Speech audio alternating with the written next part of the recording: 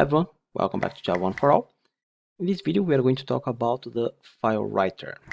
Let's create a new class. Right click, Java class, FileWriter test01. Well, you know that we can work with file to create files that are. Hi everyone, welcome back to Java 1 for All. In this video we are going to talk about FileWriter. We are going to see how we can write something in a file. Let's create a new class, FileWriter test01. So basically, you know that we can use file to create files, to get some metadata, can read, can write, less modified. And we are going to use now FileWriter to write in a file. Now the thing is, the classes inside of the package java.io, they are very cohesive. It means that each one of the classes, they are going to fulfill one purpose. So we have file to just handle the file itself, and then we have FileWriter to just write. We have FileReader to just read the file, and then these are very low level classes. The performance is not very good, so they created buffered writer and buffered reader that will do the same as the FileWriter and the FileReader, but with a better performance. And you will see that we have several classes and they will start chaining together. So for example, let's create a file, new file. You know that the file will not be created if we do something like this. We have to call the create new file, but the FileWriter can create the file for us. So when we create a FileWriter, the constructor is asking for a couple options: the file name, or for example the file object.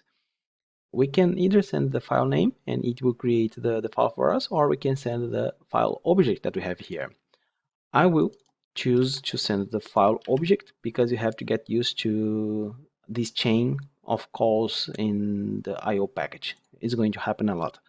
So let's surround with try catch here, add exception or surround with try catch.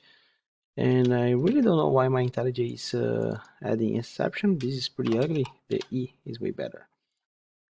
Now, every time you write in a file, you read from a file, you are asking the operating system for some resources. And if you ask for resources, you have the option to close those resources.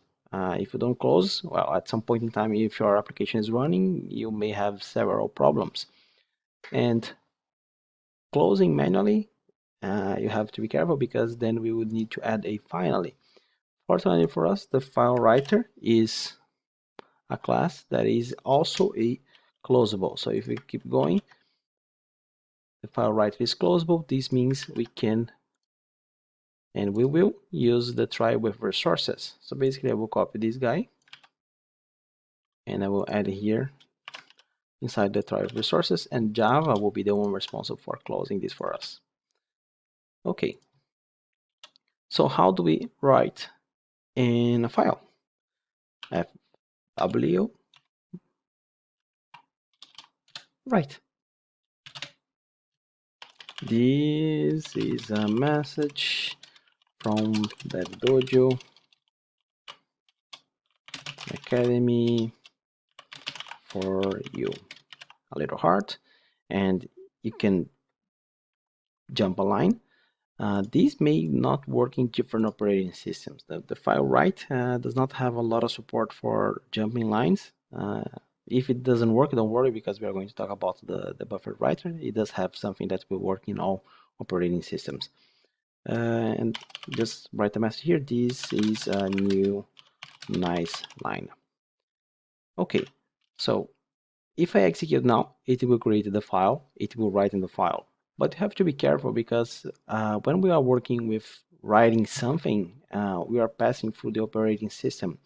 And the operating system may have like a buffer. A buffer is like imagine like a tunnel.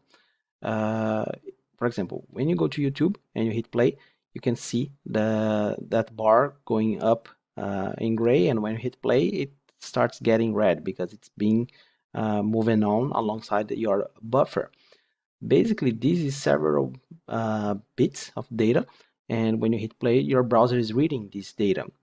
Now, the same thing happens when we are working with the writer. We are sending this message, this text, to a buffer. And if we close, there is a chance that there is still data in the buffer and not in the file.